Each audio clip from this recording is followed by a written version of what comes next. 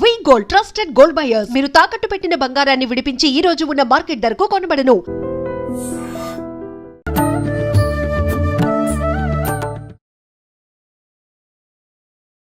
నమస్కారం, welcome to I dream. ధర్మ మార్గం విత్ విజిత కార్యక్రమానికి స్వాగతం. ప్రస్తుతం మనతో పాటు ఉన్నారు ప్రవీణ్ కుమార్ శర్మ గారు. ఇప్పుడు వారితో మాట్లాడి మరిన్ని మంచి మంచి విషయాలు తెలుసుకునే ప్రయత్నం చేద్దాం. నమస్కారం అండి. నమస్కారం అమ్మ, ఎలా ఉన్నారు? బాగున్నాను, మీరు ఎలా ఉన్నారు? తల్లి, సాధారణంగా మనం ఎప్పుడు మాట్లాడుకునే విషయాలైనా కూడా అంటే ఒక్కొక్కసారి ఒక్కొక్క విశేషంతో కూడి వస్తుంటాయి కాబట్టి మళ్ళీ మాట్లాడాల్సి వస్తుంది. అదేంటి అంటే మనకి ఈ ఆషాఢ మాసంలో వచ్చే విశేషమైన రోజుల్లో సంకష్టహర చతుర్థి కూడా ఒక విశేషమైన రోజు. మామూలుగా ప్రతి నెల ఆచరిస్తూ ఉంటారు కొంతమంది ఒక్కసారో రెండు సార్లు వాళ్ళ కామ్యాన్ని బట్టి వాళ్ళు ఒక సంఖ్య అని పెట్టుకొని అలా ఆచరిస్తూ ఉంటారు. అంటే కొంతమంది పూజా విధానం లాగా, కొంతమంది వ్రత విధానం లాగా రకరకాలుగా చేస్తూ ఉంటారు. మరి ఈసారి వచ్చిన ఈ సంకష్టహర చతుర్థికి ఏదైనా విశేషం ఉందా? ఆ రోజు ఎటువంటి విధానాలు ఆచరించాలో తెలియజేయండి. తప్పకుండా తల్లి. సంకష్టహర చతుర్థి అనే వ్రతమే అద్భుతమైన వ్రతం తల్లి. నేను కొంతమంది జీవితాల్లో అప్పులు తొలగిపోవటం, వాళ్ళ వరకు పీకల వరకు ఉన్న అప్పులు సడన్గా పోవటం కూడా నేను గమనించిన సందర్భాలు ఉన్నాయి. ప్రత్యక్ష సాక్షి నేనే. అవునా? అంటే ఎక్కువగా రుణ బాధలకు సంబంధించి ఫలితం ఉంటుంది. అవును. సంకష్టహర చతుర్థి వ్రతం అద్భుతమైన వ్రతం తల్లి. కొంతమంది జీవితాల్లో అలాంటి అద్భుతాలు జరగటం నేను చూశాను. ప్రతి సంవత్సరం వచ్చేటువంటి భాద్రపద మాసంలో వచ్చే కృష్ణ చతుర్థికి ప్రాధాన్యత ఎక్కువగా ఉంటుంది. అంటే నెక్స్ట్ వచ్చేటువంటి, ఇప్పుడు ఆషాఢ మాసం కదా, నెక్స్ట్ వచ్చే మాసంలో ప్రాధాన్యత అంటే నెక్స్ట్ శ్రావణం తర్వాత భాద్రపదంలో వచ్చేటువంటి ఈ కృష్ణ చతుర్థికి ప్రాధాన్యత ఎక్కువగా ఉంటుంది. ఓకే, అంటే ఏం ప్రాధాన్యత అప్పుడు? సాధారణంగా ఏంటంటే ఆ రోజే ఈ వ్రతం మొదలైంది. అంటే కొత్తగా చేయాలనుకున్న వాళ్ళు ఆ రోజు మాసం నుంచి మొదలు పెట్టొచ్చు. 2 చవితులు వస్తాయి మనకు, మీకు తెలిసిందే. శుక్ల చవితి, కృష్ణ చవితి. కృష్ణ చవితిని సంకటహర చతుర్థి అని, దాన్ని వరదా చవితి అని పిలుస్తారు. ఈ చవితిని పూజ చేయటం మొదలు పెట్టిన వారు ఎవరు అంటే, ఈ సంకటహర చతుర్థిని మొట్టమొదటగా ఎవరు చెప్పారంటే శివుడే చెప్పాడు తల్లి. ఎవరికి చెప్పాడు? పార్వతీదేవికి చెప్పాడు. ఓకే, అంటే ఆవిడకు ఏ ఉద్దేశంతో వివరించాడు ఆయన? దాని కథ మొత్తం చెప్తాను. 2-3 కథలు ఉన్నాయి, ఒక కథ మాత్రం చాలా ప్రాధాన్యత. దేవతలకు రాక్షసులకు యుద్ధం జరుగుతుంది. అందులో హెడ్ ఆఫ్ వ్యక్తి ఇంద్రుడు. ఆ ఇంద్రుడు ఓడిపోయాడు. వెంటనే బ్రహ్మ దగ్గరికి వచ్చి చెప్పాడు. బ్రహ్మ వాళ్ళని శివుడి దగ్గరికి తీసుకెళ్ళాడు. దాంట్లో దేవతలకు సేనాపతి అయిన కుమారస్వామి యుద్ధంలో ఉన్నాడు. చాలా శక్తివంతులు అయ్యారు దేవతలు. అయినా దేవతల వైపు విజయం పొందలేకపోతున్నారు. అవతల కుమారస్వామి ఉన్న రాక్షసులు విజయమే పొందుతున్నారు. ఇదంతా ఆలోచించి అమ్మవారు పార్వతీదేవి ఉంటుంది, మన కుమారుడు గెలవలేకపోతున్నారు, రాక్షసులేమో బలవంతులైపోతున్నారు, వాళ్ళకేమో కార్యం వెనుక్కు పడిపోతుంది, ఏంటి అని శివుడిని అడిగితే, మన కుమారుడైన గణపతిని వీళ్ళు పూజించటం మర్చిపోయారు. వారు ఎవరికైనా సరే, వారు దేవతలైనా సరే, ఎవరైనా సరే మొట్టమొదటిగా గణపతి పూజ చేయటం అలవాటు. కానీ వీరు ఆ దేవతలు కుమారస్వామి కలిసి వారు పూజించటం మర్చిపోయారు. రేపు రాబోయే భాద్రపద కృష్ణ చతుర్థి రోజు వీరు ఈ గణపతి వ్రతం చేస్తే ఖచ్చితంగా వారు ఆ రాక్షసులపై విజయం సాధిస్తారు అని అమ్మవారికి చెప్పగానే అమ్మవారు కుమారస్వామికి ఉపదేశించింది. కుమారస్వామి తప్పక వ్రతం చేసి వ్రతం చేయగానే గణపతి ఆయనకు ప్రత్యక్షమై నీకు విజయం సాధిస్తావని చెప్పి వినాయకుడు కుమారస్వామికి అనుగ్రహిస్తాడు. ఒక చిన్న సందేహం అండి, ఇప్పుడు మానవులంటే వాళ్ళకున్న కామ్యాలను బట్టి కర్మలు తొలగించుకోవడానికో ఇలాంటి ఏదో ఒక ఉద్దేశంతో భగవంతుడికి ఆరాధన చేయడం వరకు ఓకే, ఇది మనందరికీ తెలిసిందే.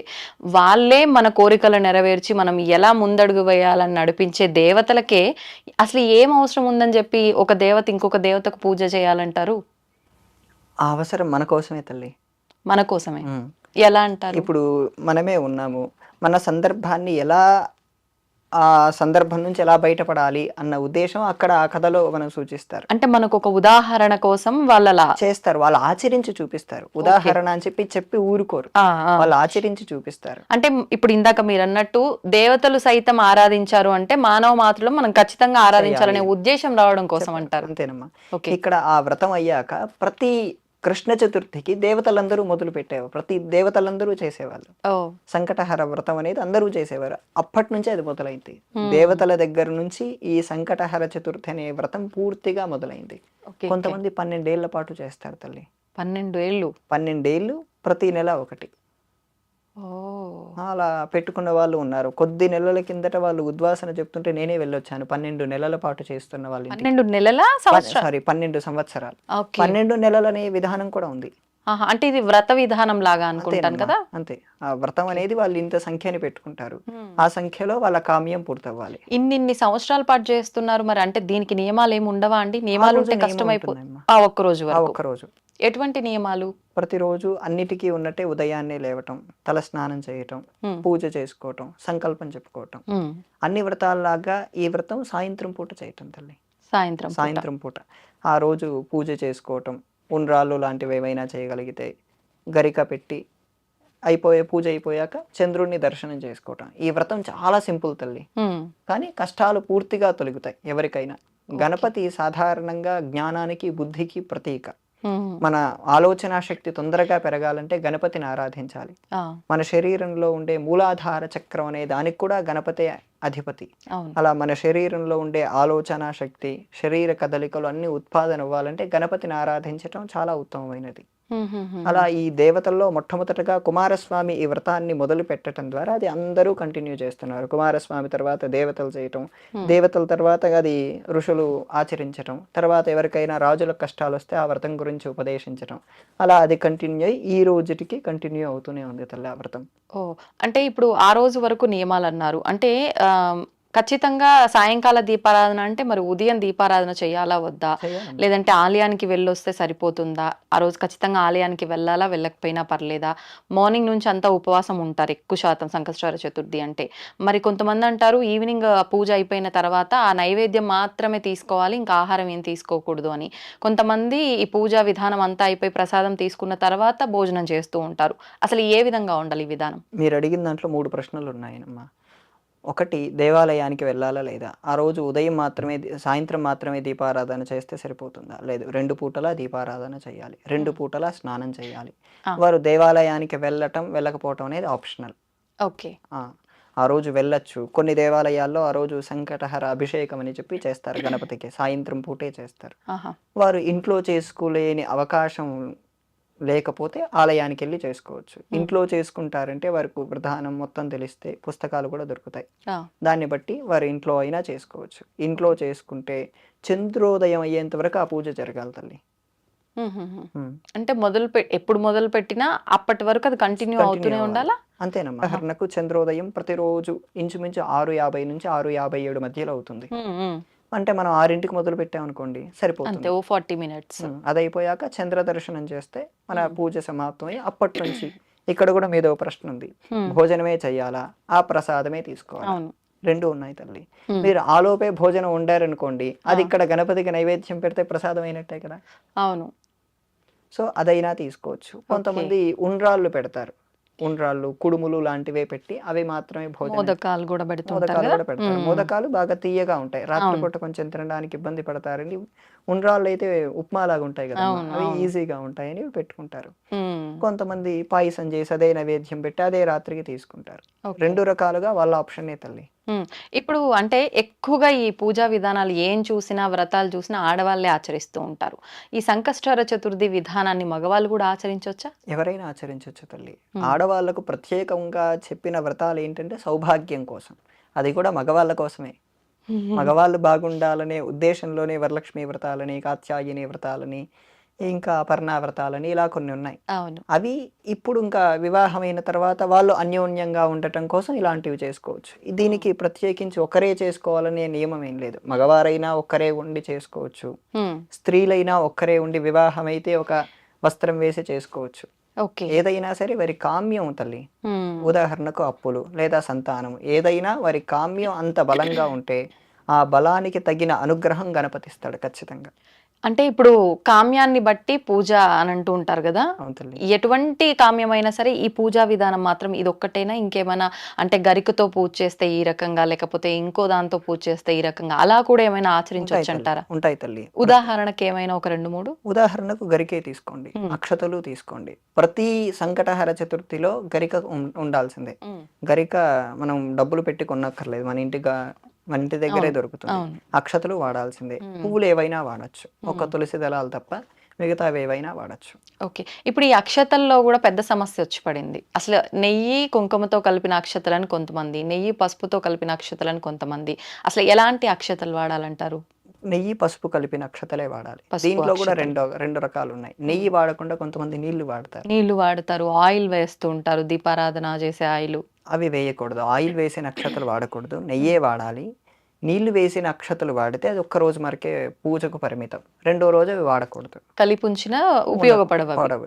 మళ్ళీ రెండో రోజు మూడో రోజు ఎన్ని రోజులైనా ఉండాలంటే నెయ్యి పసుపు వేసిన అక్షతలు వాడటం శ్రేయస్కరం. మనం మహారాష్ట్ర లేదా ముంబై అటువంటి ప్రాంతాలకు వెళ్ళారనుకోండి, గణపతికి అందరూ సింధూరం పూస్తారు. మీరు కాశీ వెళ్ళారనుకోండి, అవును, కాశీలో హనుమంతుడి సింధూరం కలర్ లోనే కనిపిస్తుంటాయి గణపతి విగ్రహాలు కూడా. కారణం ఏంటంటే అక్కడ సింధూరం కూడా గణపతికి ఇష్టమైన దానిగానే పెట్టి సింధూరంతో కూడా గణపతికి పూజ చేస్తారు. అంటే అది ప్రాంతీయ ఆచారం అనుకోవచ్చా? శాస్త్రాచారమే. మరి ఇప్పుడు మనం కూడా ఆచారం ఇక్కడ పెట్టుకోని అవసరం లేదు, మనకంటూ ఒక విధానం ఉంది. ఇప్పుడు ఎందుకంటే వాళ్ళకి అక్కడ ప్రాధాన్యత అలా ఇచ్చారు వాళ్ళు. అది దానికి కూడా ప్రమాణం ఉంది తల్లి. గణేష పురాణంలో దీనికి ఒక ఉదాహరణ కూడా ఉంది. సింధురాసురుడనే రాక్షసుడు ప్రజల్ని ఇబ్బంది పెడుతుంటే గణపతి చిన్న స్వరూపంలో బాల గణపతిగా వెళ్ళి అతన్ని చంపేసి అతన్ని శరీరాన్ని ఇలా చేసేసి మొత్తం శరీరానికి రాసుకున్నాడు. అప్పటి నుంచి అది సింధూరంగా వచ్చేసింది తల్లి. Okay okay. అలా సింధూరం పెట్టి గణపతి ముందు ఓ చిన్న తమలపాకు వేసి ఈ సింధూరంతో అర్చన చేసి పెట్టుకున్న ఖచ్చితంగా విజయం లభిస్తుంది. ఓకే. ఇప్పుడు ఈ విధానం అంతా ఆచరించాలి అని అంటే పసుపుతో గణపతిని చేసుకొని చేయాలా, లేదంటే మామూలుగా ఇంట్లో జిల్లేడుతో గణపతి కానివ్వండి, రకరకాల గణపతి పెట్టుకుంటారు, అలా ఉన్న దానికే మనం దీపారాధన చేసుకుంటే ఇదంతా చేస్తే సరిపోతుందంటారా? మీ ఇంట్లో బంగారు గణపతి ఉన్నా, వెండి గణపతి ఉన్నా, ఇప్పుడు చెప్పిన జిల్లేడు అర్క గణపతి ఉన్నా, ఏ గణపతి ఉన్నా పసుపు గణపతి పూజ చేశాకే మీరు ఆ పూజ చేయాలి తల్లి. ముందు ఖచ్చితంగా పసుపు గణపతి పూజ చేయాల్సిందే. దాన్ని హరిద్రా గణపతి అంటారు. ఎందుకనండి? ఇప్పుడు ఇక్కడ పసుపుతో అయినా గణపతి, అలా చేసిన మహాగణపతి అవుతారు. ఇక్కడ నిర్విఘ్న గణపతి. అక్కడ మీరు పరమాత్మని పూజిస్తున్నారనే భావన మీకు కలగాలి. ఇక్కడ మీరు ఈ కార్యం పూర్తిగా అయ్యేంత వరకు ఈ గణపతిని మీరు ఆరాధించాలి. ఈ కార్యం పూర్తయిన తర్వాత మేము మహాగణపతిని పరమాత్మను ఆరాధిస్తున్నాం అనే భావంలో మీరు పూజ చేస్తేనే అది సరైన ఫలితాలు వస్తాయి తల్లి. అంటే మీరు 2 సార్లు పూజ చేయాల్సి వస్తుంది. అవును. ఇక్కడైనా మీరు ఇప్పుడు భాద్రపద మాసంలో వినాయక చవితికి అక్కడ ప్రతి మండపాల దగ్గర 2 సార్లు పూజలు జరుగుతాయి. పెద్దగా ఉండేదానికి ఒకదానికి, పెద్దగా ఉండేదానికంటే దండలు వేస్తారు, హారతులు ఇస్తారు. కానీ ముందుండే కలశానికే చేస్తారు. కలశం ముందు ఒక గణపతి పెట్టుంటారు, పసుపు గణపతి. దానికి మొదటగా పూజ చేస్తారు. దాని తర్వాతే కలశంలోకి వెళ్ళటం లేదా పెద్ద ప్రతిమను ముట్టుకోవటం అనేది చేస్తుంది. వాస్తవం. అది అన్ని చోట్ల జరిగేదే. ప్రతి దానికి పద్ధతి అంతా సేమ్ గానే ఉంటుంది తల్లి. అంటే ఆ విధానాన్ని మనం ఇంట్లో కూడా ఆచరిస్తే. ఇప్పుడు ఆ పసుపు గణపతిని చేసిన తర్వాత ఆ గణపతిని మరుసటి రోజు తీయాలా? ఒకవేళ మరుసటి రోజు శుక్రవారం లాంటిది ఏదైనా వచ్చింది, మంగళవారం లాంటిది, అంటే ఉదాహరణకి రావాలని ఏం లేదు, అలా వచ్చింది అనుకోండి, తీయొచ్చా లేదా? ఆ తీసిన దాన్ని కొంతమంది అసలు ఏం చేయాలి, మొహానికి రాసుకోవాలంటారు, ఇలా పసుపుతో చేసిన ఏదైనా సరే మనం పూజల దగ్గర. లేదు, కొంతమంది నీళ్ళలో కలిపి చెట్లలో పోయాలంటారు. అసలు ఏం చేయాలంటారు? సాధారణంగా చంద్రోదయం అయ్యేటప్పుడే పూజకు ఉద్వాసన చెప్పేస్తారమ్మా. సాయంకాలమే చెప్పేస్తారా? మరుసటి రోజు శుక్రవారం అయినా మీకు సంబంధం లేదు. ఈసారి వచ్చేటువంటి వినాయక చవితి బుధవారం వస్తుంది. బుధ, గురు, శుక్ర 3 రోజులు చేసుకునే వాళ్ళకి ఇబ్బందే కదమ్మా. వరుసగా 3 రోజులు చేసుకోవచ్చా? చేసుకోవచ్చు. అంటే సంకటహర చతుర్థి కాదు నేను అనేది, భాద్రపద మాసంలో వచ్చే వినాయక చవితి బుధవారం వస్తుంది. 3 రోజులు చేసుకునే వాళ్ళకు శుక్రవారం ఎండ్ అవుతుంది. శుక్రవారం తీయద్దు కదా. అప్పుడు శుక్రవారంతో కొలిపి శుక్రవారం కూడా పూజ చేసుకొని శనివారం ఉద్వాసన చెప్పుకుంటే సరిపోతుంది. అంటే అప్పుడు 3 రాత్రుల కిందన అంతేనమ్మా. నవరాత్రులు అంటే మనం చేసినట్టే కదా. అవును. అలా సంకటహర చతుర్థి అనేది ఒకవేళ శుక్రవారం వచ్చినా ఏ ఇబ్బంది ఉండదు. ఎందుకంటే మీరు గురువారం రాత్రే ఉద్వాసన చెప్తున్నారు. అప్పుడు తీసి పక్కన పెట్టారనుకోండి, మీరు అన్నారు పసుపు ముఖానికి రాసుకోవచ్చు అవకాశం ఉంటే, అవకాశం లేకపోతే మొక్కల్లో కూడా వేయచ్చు. 2 వారి సౌలభ్యమే. లేదా నీటిలో అయినా కలపచ్చు. ధన్యవాదాలండి.